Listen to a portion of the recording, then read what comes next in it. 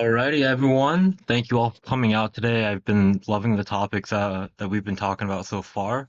Uh, I'm going to be talking about Red Army drill, manual of arms, and generally just how to look like and potentially act like a soldier a little bit better, a Red Army soldier. It is a small thing that if you have experience in maybe earlier time periods of reenacting, American Revolution or American Civil War, you can spend hours upon hours upon hours with everyone together doing drill and repeating these same monotonous motions day in, day out.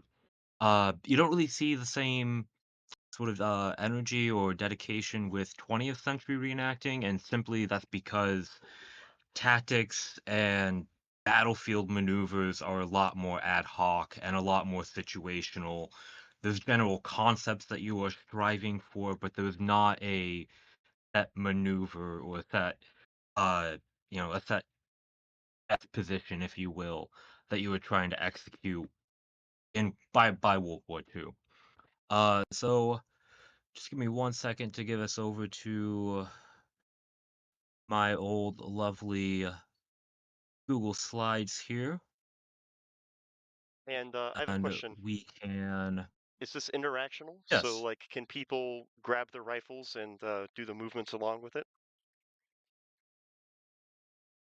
That is something that you are absolutely welcome to do. I have had the help of my sister to take a photo by photo, step by step kind of guide with this presentation, uh, so that as I'm explaining things, you can hopefully maybe get a better visual understanding of what the heck I'm trying to talk about. So can everyone see this title slide here? A primer on Red Army rifle drill. See Yes. it? Yep. All right, I think I heard mostly yeses out of that. If not, get better. I am sorry. We'll move along. Um, so again, just kind of retouching some of those starting notes. It's the 1940s. Why should I care about drill? Simply put, institutions like Ostroviacum, as well as the first couple weeks of your experience in the Red Army, is going to be mundane stuff. How to stand, how to gather in assembly, how to look to the left, how to look to the right, how to salute, all of these basic stuff, which is pretty uniform, pretty common across militaries. So from a historic note, these soldiers are going to know that as well. Uh, but for a more practical reason, if everybody knows what to do, if everybody just knows how to get together in a formation, in a line, we can maybe save 5 or 10 minutes and get along our day. That is 5 or 10 minutes that we can spend doing literally anything else. If people just know how to get together in assembly and recognize their battle buddies, that by itself, spending the 5 minutes in 5 minutes in the morning to do that is going to save a lot of time throughout the rest of the tactical, uh, or throughout the rest of the weekend, what have you. So there is some kind of actual reason to all of this. Less time that we spend dirtling around and debating with each other, who should be where and how should we be standing, the more time we can actually spend doing stuff. Another neat aspect that we can do with that you can kind of take about this is what's your historical persona like? What is your character in the 1930s, 1940s? How would you have approached military service? Would you have been eager about knowing how to hold your rifle, or rather, were you just there to kind of serve your time and get out, and hopefully you're not killed in 2 weeks? Uh, and time and setting is also a big place to this too, right? Uh, are you in 1941? Is this 1944 when the Red Army is significantly more matured and developed? All of that can kind of play into it as well. Down here at the bottom, there's two other links. You can go onto Amazon on, you can find where I am pulling all of this from. The Henchman is essentially the Red Army manual from 1938 as well as 1942, kind of synthesized and translated into English. So that is readily available. Also, if you just Google Red Army drill, the 13th Guards website will pull up. I'm not f familiar with who they are as individuals or anything, but this website was fairly useful to just have everything available online.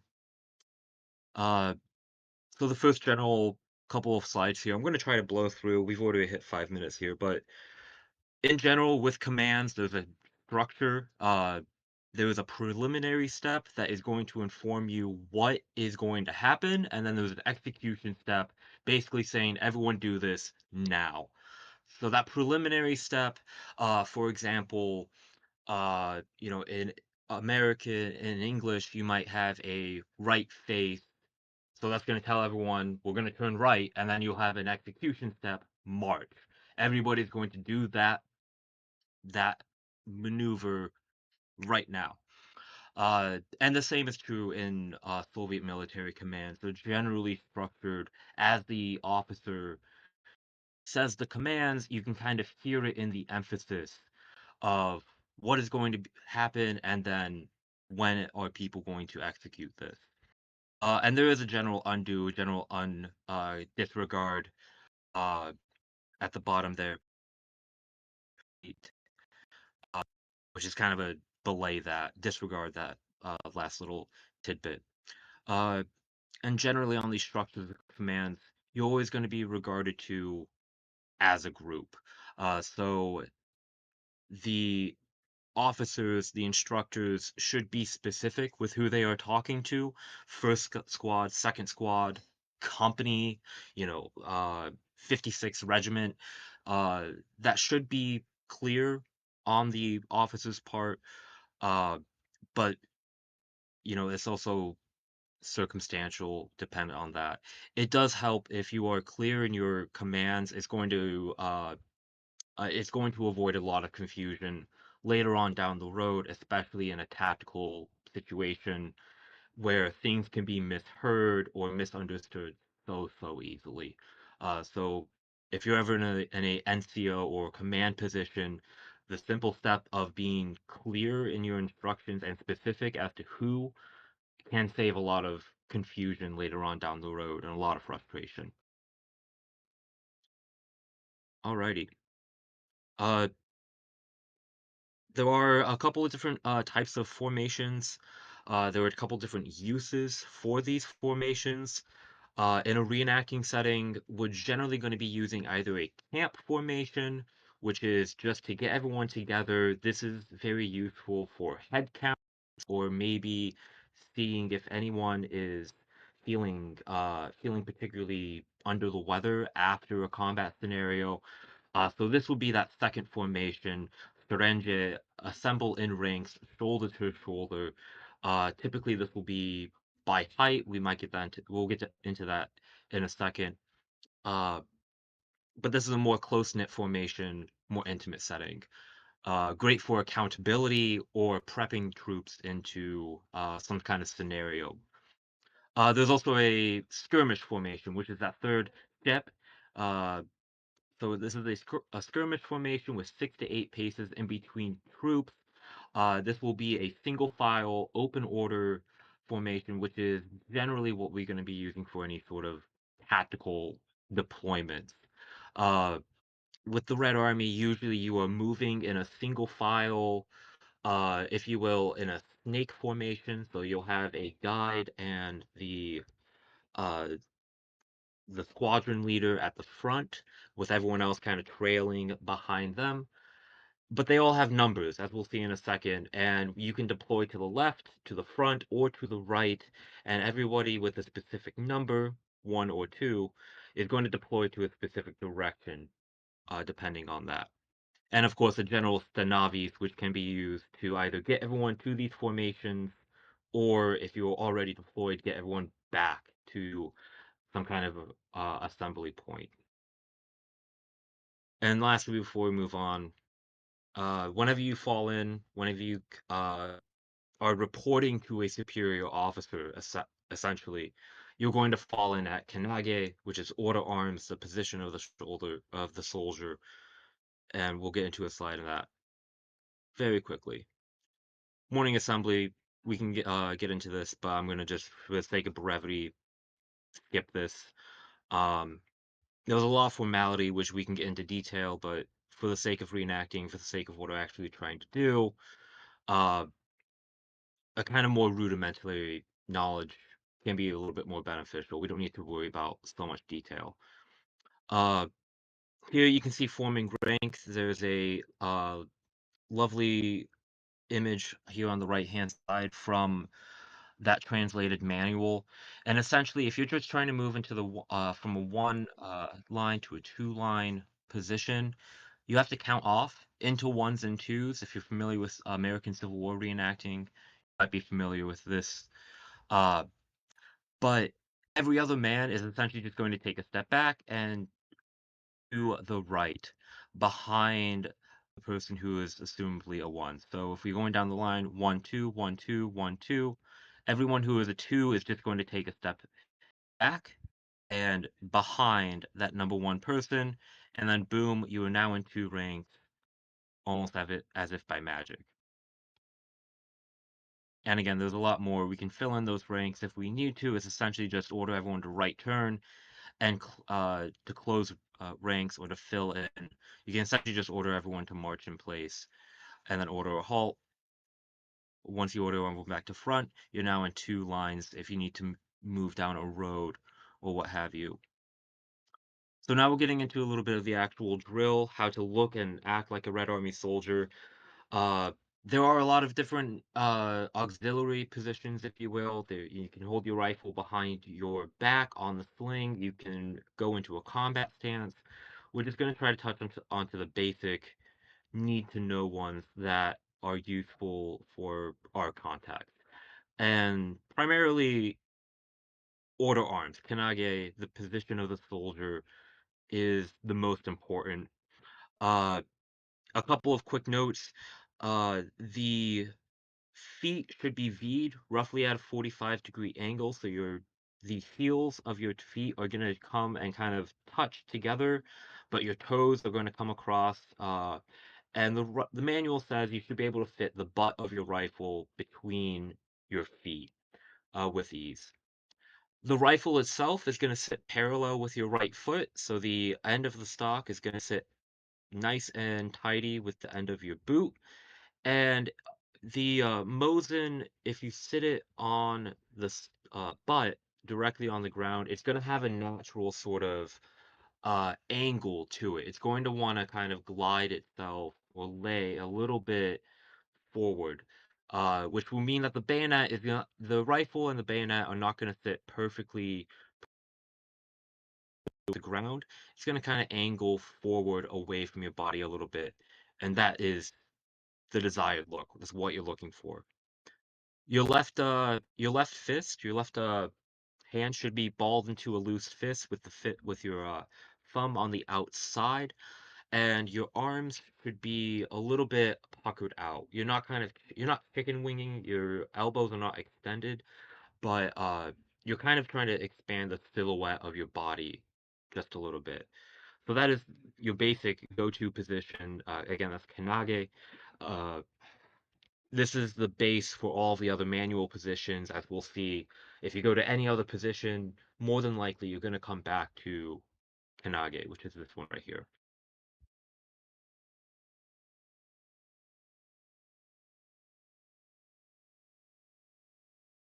So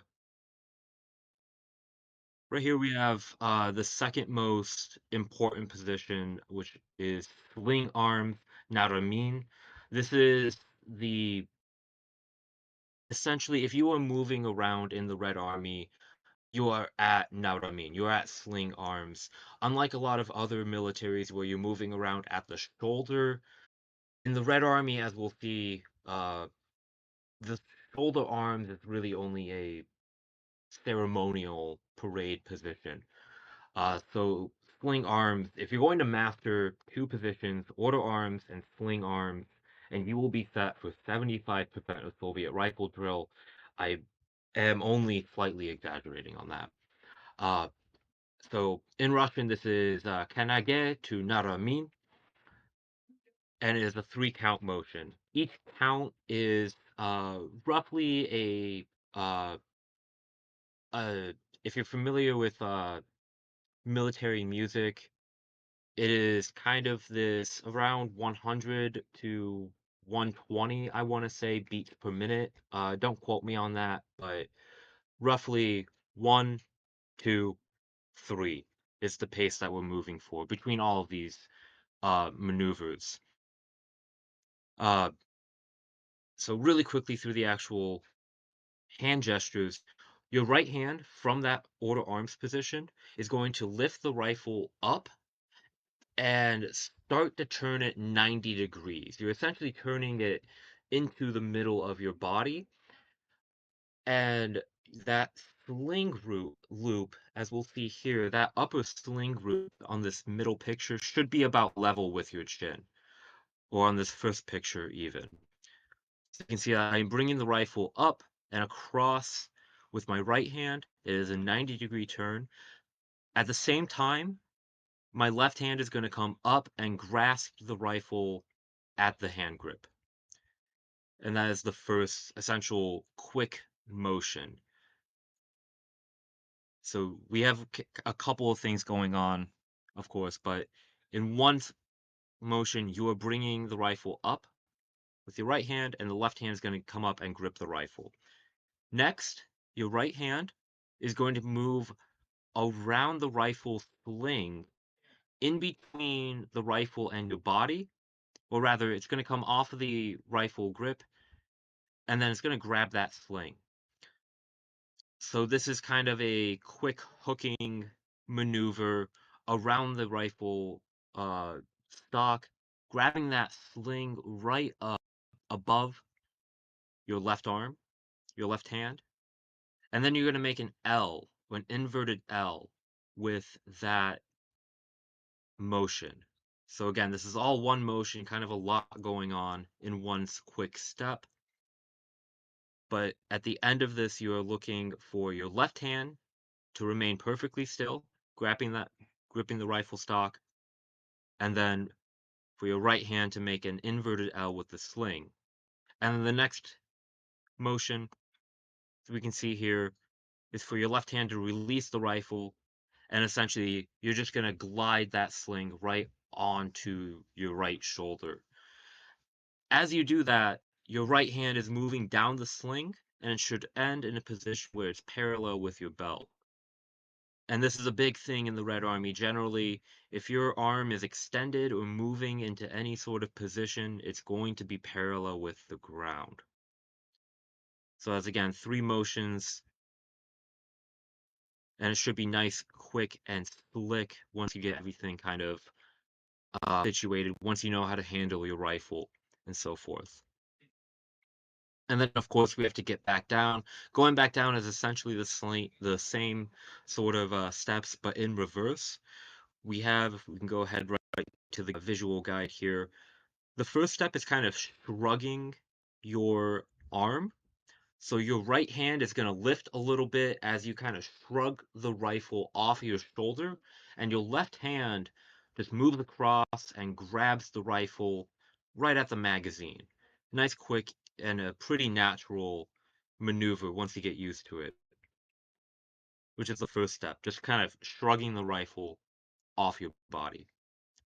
Second motion, that right hand is going to come and kind of hook around the rifle again. So you're going to let go of the strap, come back, and grasp the sling right at that upper, or rather, grasp the stock right at that upper sling grip.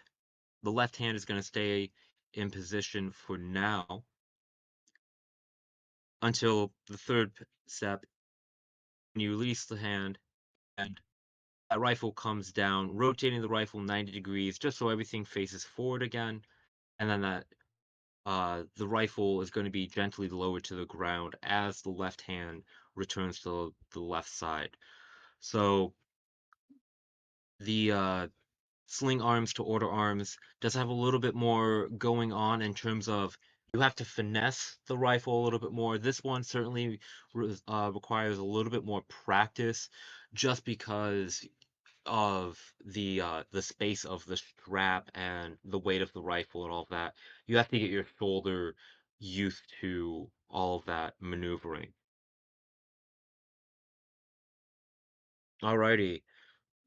As a side note, finding pictures of soldiers at shoulder arms that were pre-1946 was rather difficult.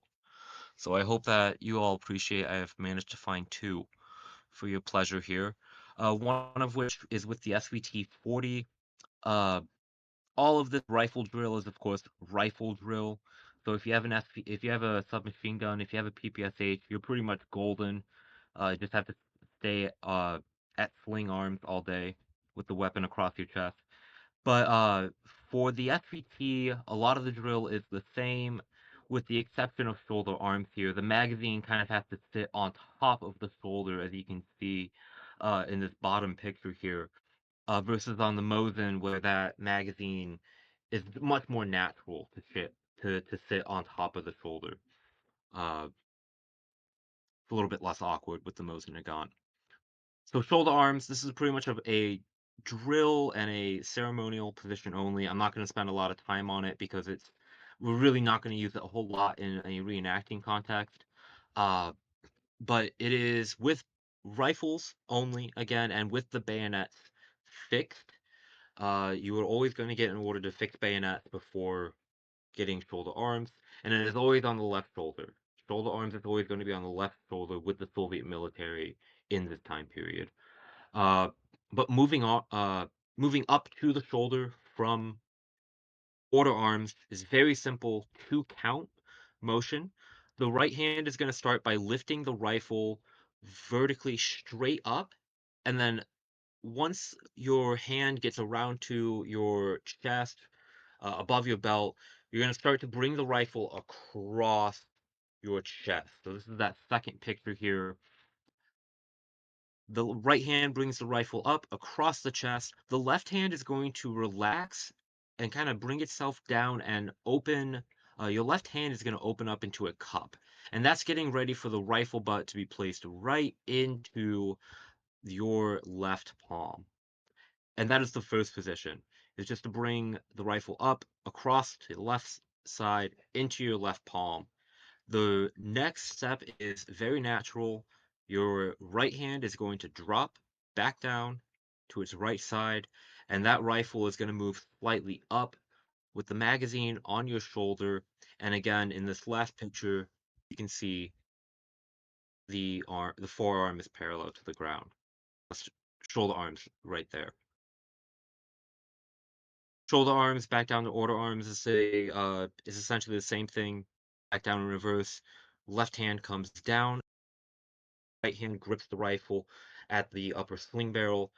Uh, and with a little interesting bit of note, that second maneuver, once you have the your hand, you bring it across, down, and rotating the rifle again, but your left hand catches the rifle again. So your left hand comes down in the first position. Your right hand grabs the rifle and starts to pivot it down back to the right side, and your left arm actually comes back up across your chest and grabs the rifle right above the sling just for a moment. And this is just to make sure that everyone is at the same page across the unit so that at that third step, everyone drops their left hand and drops the rifle onto the ground, but lowers the rifle onto the ground in unison, so it's nice, sharp, and crisp. So there's a little bit of how it should have looked like in reverse, just a little bit of a photo guide. And you can see in the third picture here what I mean by that left arm coming back across. There should be a bayonet in that photo, but my sister's attic was very limited on space, so please ignore the continuity error. And then lastly, we're going to get to kind of the last last position on our list here, which is the rifle salute, present arms. Every drill manual rather, have to include some kind of rifle salute. So this is primarily used by honor guards in ceremonial formations. But for our context, it's going to be used by guards and by sentries, by picket posts, to salute any individual officers or groups of soldiers who are led by an officer. This might be an outgoing patrol, or if the sentry relief is coming by, the next round of guards is coming to relieve the picket.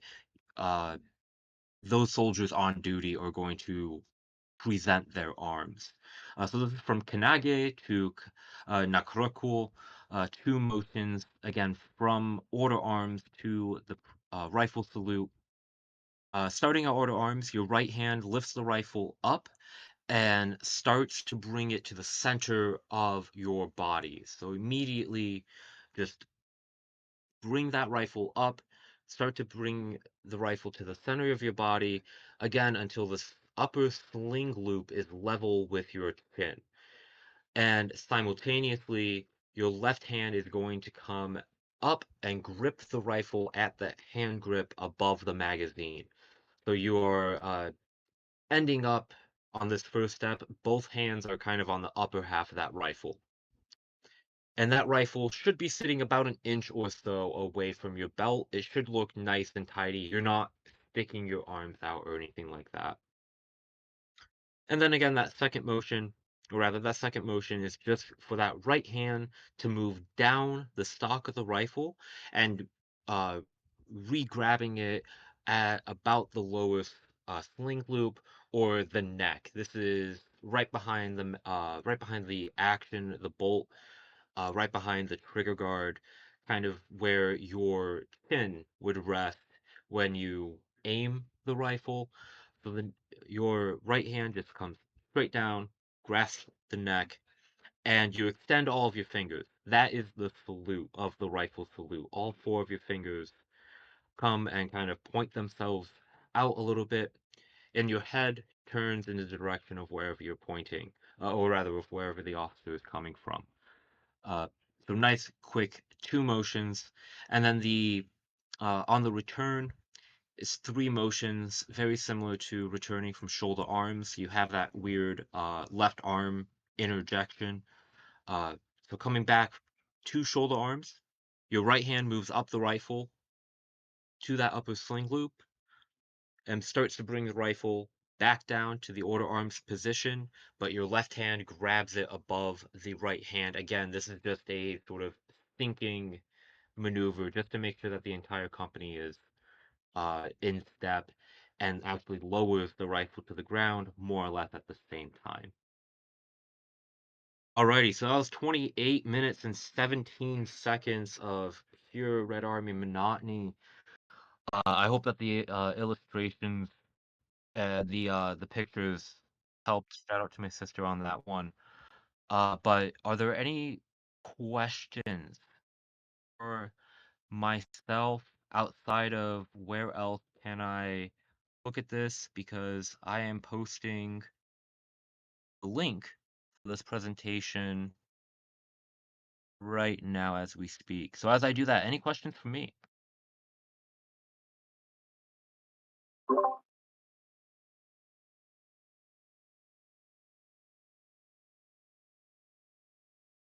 That was fantastic. I really appreciate that.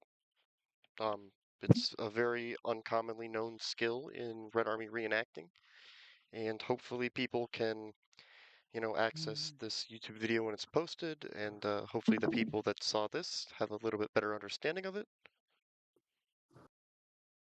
Andy, you did a great job, man. I was trying to follow along with the slides, but I think I need a rifle in my hand and some one-on-one instruction to do it. But it's a cool thing. I used to do it a lot for Brit back in the day, but it really does make the impression look sharp when you can get a group of guys out to do rifle drill like that. Yeah, absolutely. This is definitely more of a activity. Uh, uh, this is a sort of learning endeavor, which would be better with everyone together and doing this all in sync. And again, realistically, that is how this is going to be done. Is waking up at God knows when in the morning, and you are going to be doing this day in day out for a couple of weeks. Um, Again, that's something that the more and more you look into the actual training course, if you will, of the Red Army, a lot of it was being done at the front line. There was even before the crisis period in 1941. Uh, you see a lot of emphasis on frontline training, and in essence, once you get deployed to your post with your regiment, that's when you're going to be learning a lot of the more in-depth maneuvers and shall we say small unit tactics even, uh which for other militaries that is the bread and butter, small unit maneuvers and focusing on squad and Four Fs. how to deploy LMGs with snipers and all of this. The Red Army is kind of on the opposite end of the spectrum, at least early in the war, in terms of they're thinking bigger picture operations and strategy. Uh, how are we going to turn this counter assault into a war winning offensive? Is really the more of the main question that the Red Army is asking. Not so much how do all of those soldiers do that. Um, so there's a lot more that can be said about the infrastructure, the philosophy of the Red Army, if you will. There.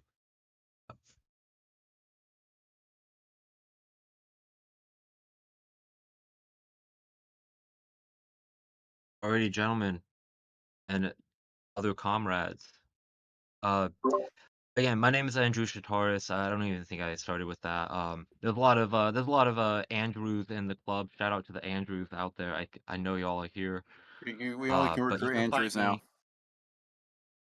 Yes, if you or anyone you know is named Andrew, please invite them to not only Osho Viacom Foundation, but we have a special elite Facebook Messenger group, the Andrew Club.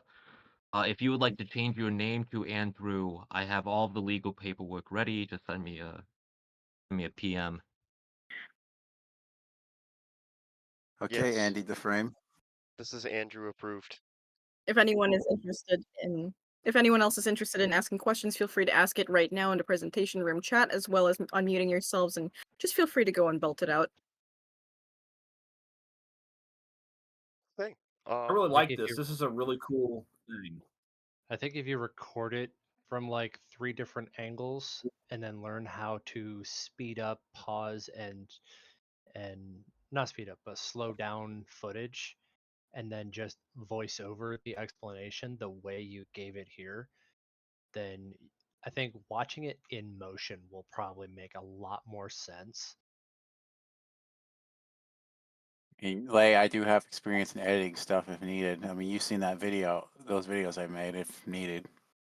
Well, perfect. I'm gonna have you edit this 1 hour 27-minute video that we've just made.